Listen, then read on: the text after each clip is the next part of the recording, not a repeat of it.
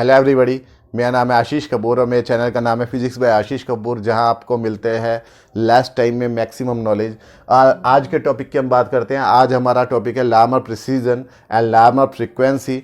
और इससे पिछले टॉपिक में हमने जायरो मैग्नेटिक रेशियो, साथ ही Bohr magneton and magnetic dipole moment of electron orbiting in an atom, वो सब हमने किया था। अगर आपने वो वीडियो नहीं देखी तो उसे भी देख लें। आज के टॉपिक की बात करते हैं। लार्मर प्रिसीजन क्या होता है कि जब भी किसी एटम को हम एक्सटर्नल मैग्नेटिक फील्ड में रखते हैं तो एटम में जो इलेक्ट्रॉन होता है उसकी ऑर्बिट जो होती है उस मैग्नेटिक फील्ड के अबाउट प्रिसीजन करती है। मैग्नेटिक फील्ड अगर ऊपर की तरफ है तो ऑर्बिट जो है उसके चारों तरफ इस तरीके से चक्कर लगाती है। ऑर्बिट का जो प्लेन है उसकी जो एक्सिस है वो इस तरीके से चक्कर लगाती है और इसी को हम बोलते हैं लार्मर प्रिसीजन। तो लार्मर प्रिसीजन की हम को समझेंगे कि क्यों प्रोड्यूस होता है, साथ ही इसकी फ्रीक्वेंसी क्या होती है जिसे हम बोलते हैं लार्मर फ्रीक्वेंसी, उसे भी हम डेरिव करेंगे। तो वीडियो को लास्ट तक ज़रूर देखें। तो मान लिया जो है कोई ये एक इलेक्ट्रॉन है और ये अपनी ऑर्बिट में घूम रहा है, इस तरीके से एंटी क्लॉकवाइज जा रहा है। अगर हम टॉप से देखें तो ये एंटी क्लॉकवाइज जा रहा है, इस तरीके से घूम रहा है। तो घूमने से ये इसकी एक्सिस है। अगर हमने इसे एक्सटर्नल मैग्नेटिक फील्ड में रख दिया तो इसकी जो एक्सिस है, एक्सटर्नल मैग्नेटिक फील्ड कैसा, ये ऊपर की तरफ हमने एक्सटर्नल मैग्नेटिक फील्ड ले लिया वेक्टर बी। तो एटम को एक्सटर्नल मैग्नेटिक फील्ड में रखते ही इसकी एक्सिस जो है वो मैग्नेटिक फील्ड के साथ में इस तरीके से घूमने लगेगी, एक डेफिनेट एंगल बनाते हुए इस तरीके से घूमने लगेगी। यानी कि यहाँ पे एक सर्किल सा बना देगी अगर हम टॉप से देखें।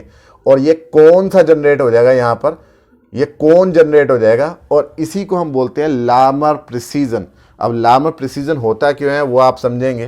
तो मान लिया जो है ये आपके पास में एक एटम में जो इलेक्ट्रॉन है उसकी ऑर्बिट है, इलेक्ट्रॉन जा रहा है एंटी क्लॉकवाइज। तो जब इलेक्ट्रॉन एंटी क्लॉकवाइज जा रहा है तो उसके परपेंडिकुलर क्या होगा आपका, भाई जिस तरफ इलेक्ट्रॉन जा रहा है उधर अपनी फिंगर टर्न कर लो राइट हैंड की। जो थंब है वो किसकी डायरेक्शन में होगा, एंगुलर मोमेंटम की डायरेक्शन में होगा। तो इस प्लेन के परपेंडिकुलर हो गया आपका ये एंगुलर मोमेंटम, ये हो गया वेक्टर एल। एंगुलर मोमेंटम को वेक्टर एल से डिनोट करते हैं, ये एक वेक्टर क्वांटिटी होती है। अब इलेक्ट्रॉन क्योंकि एंटी क्लॉकवाइज जा रहा है तो करंट जो है वो क्लॉकवाइज जाएगा, क्योंकि इलेक्ट्रॉन जो है वो नेगेटिवली चार्ज होता है तो उसके अपोजिट डायरेक्शन में करंट की डायरेक्शन मानी जाती है।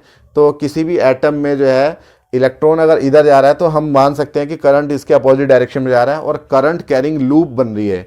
ये करंट कैरिंग लूप है।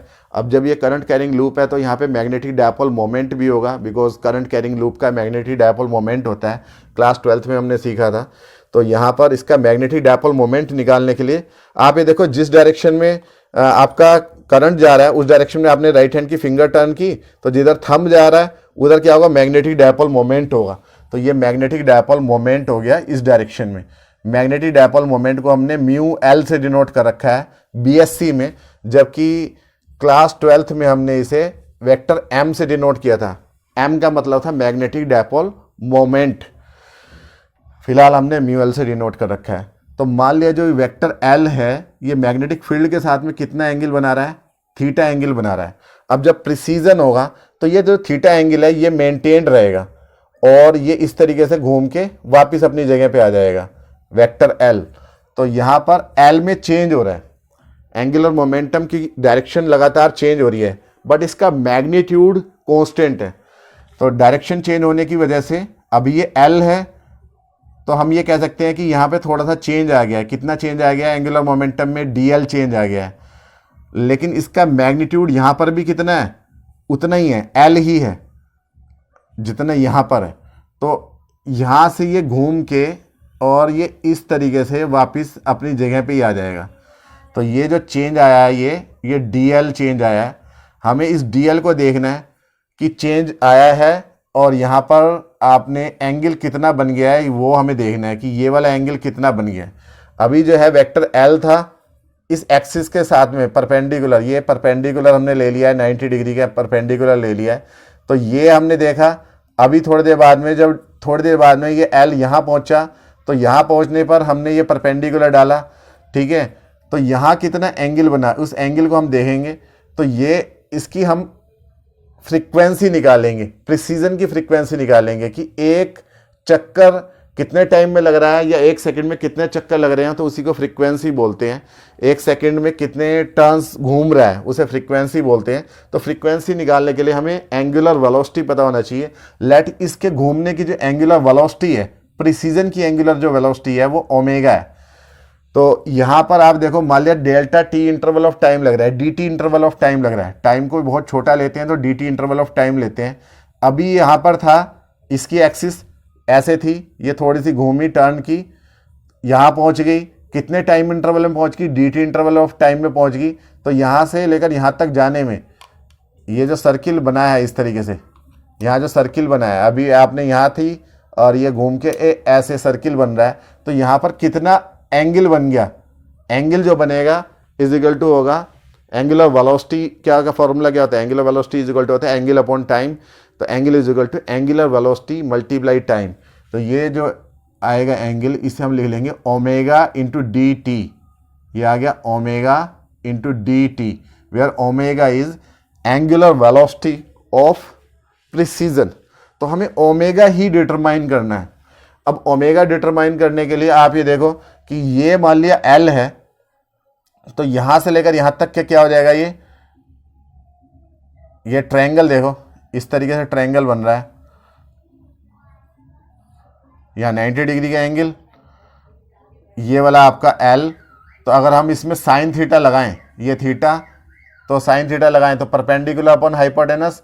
तो ये वाला परपेंडिकुलर इज इक्वल टू क्या हो जाएगा, एल साइन थीटा। ये आ जाएगा एल साइन थीटा, यानी कि यहां से लेकर यहां तक का क्या आ जाएगा, एल साइन थीटा। तो आपको इस वाले ट्रायंगल में देखो, अब इस ट्रायंगल में आप angle is equal to arc upon radius लगाएंगे, तो angle is equal to arc और अपॉन रेडियस। एंगल कितना बन रहा है, ये वाला omega into D T. Arc कितनी है यहां से लेकर यहां तक की, ये आर्क है आपकी डी एल। और रेडियस कितनी है यहां से लेकर यहां तक की, एल साइन थीटा। ये हो गया आपके पास में। अब आप ये देखो,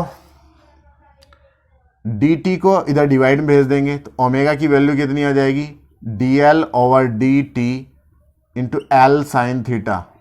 अब D L over D T क्या है, rate of change of angular momentum है। और rate of change of angular momentum जो होता है एक्सटर्नल टॉर्क के इक्वल होता है। ये न्यूटन सेकंड लॉ है। ये हमने इक्वेशन नंबर 1 लिख दी। बट वी नो, ये हम पहले से जानते हैं 10th क्लास से या 12th क्लास से, कि D L over D T जो होती है वो किस चीज़ के इक्वल होता है, टॉर्क के इक्वल होता है। Rate of change of angular momentum जो होता है वो टॉर्क के इक्वल होता है। और टॉर्क किस चीज़ के इक्वल होता है वो भी हमें पता है। वो हमने क्लास 12th में हमने किया था कि अगर कोई मैग्नेटिक डायपोल, ये एक मैग्नेटिक डायपोल है, क्योंकि जो करंट कैरिंग लूप होती है वो एक मैग्नेटिक डायपोल होती है। तो टॉर्क जो है मैग्नेटिक डायपोल पे जो टॉर्क लगता है वो फॉर्मूला होता है M B sine theta. Torque is equal to होता है M B sine theta. M की जगह पे यहाँ पे अब क्या आ गया है, म्यू एल। तो हम लिख सकते हैं mu L into B sine theta. ये क्लास 12th में था formula, torque is equal to M B sine theta, magnet वाले चैप्टर में, ठीक है। या टॉर्क होने करंट कैरिंग लूप जब हमने किया था तो वहाँ पे आया था। तो tau is equal to mu L into B sine theta. तो ये यहाँ पे रख देंगे। और डी एल और डी टी की वैल्यू भी क्या आ जाएगी हमारे पास में भाई, 2, 3 से दोनों से वैल्यूज़ हम यहाँ रख देंगे तो हमारे को क्या मिल जाएगा, ओमेगा इज इक्वल टू मिल जाएगा। D L over D T की जगह हमने क्या रख दिया, mu L B sine theta रख दिया। तो यहाँ रख दिया हमने mu L into B sine theta, और नीचे क्या है आपका L sine theta. Sine theta से साइन थीटा कैंसिल, तो यहाँ पे ओमेगा की वैल्यू कितनी आ गई, ओमेगा इज इक्वल टू आ गया mu L into B upon L. This is equation number 4। आगे का काम इधर कर देते हैं, थोड़ी सी जगह बच रही है। बट हमने पिछले ही डेरिवेशन में, अपने पिछले लेक्चर में, आप मेरे चैनल की प्लेलिस्ट में जाके पिछले लेक्चर को देख सकते हो। हमने पिछले ही लेक्चर में प्रूव किया था कि mu L upon L, mu L upon L is equal to होता है gyromagnetic ratio E upon 2m। तो म्यू एल अपॉन एल की जगह हम ई बाई 2m रख देंगे यहाँ पर इक्वेशन नंबर 4 में। तो putting in equation number 4, putting in equation number 4, तो हमारे को एंगुलर वेलोसिटी का फॉर्मूला आ जाएगा omega is equal to E/2m into B. Omega जो है वो एंगुलर वेलोसिटी है। एंगुलर वेलोसिटी से अगर हम फ्रीक्वेंसी निकालें तो ओमेगा इज इक्वल टू होता है 2πf। ओमेगा की जगह हम क्या रख देंगे 2πf, where f is frequency, frequency of this precision, यानी एक सेकंड में कितनी बार ये प्रिसीजन हो रहा है, ये f है, इज इक्वल टू हो जाएगा EB/2m।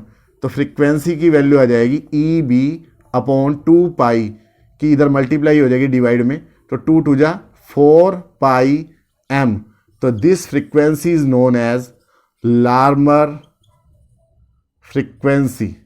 तो ये जो लार्मर फ्रीक्वेंसी निकाली है ये इस बेस पे निकली है कि जब भी कोई करंट कैरिंग लूप यानी कि मैग्नेटिक डायपोल किसी एक्सटर्नल मैग्नेटिक फील्ड बी में रखा जाता है तो उसके ऊपर टॉर्क लगता है, और जो टॉर्क की जो डायरेक्शन होती है वो हमेशा एल के परपेंडिकुलर होती है, म्यू एल के परपेंडिकुलर होती है, साथ ही एल के डायरेक्ट परपेंडिकुलर होती है, यानी टॉर्क भी इस डायरेक्शन में लग रहा है, टॉर्क इस डायरेक्शन में लगता है, बिकॉज टॉर्क का जो फॉर्मूला है वो आता है mu L into B sine theta.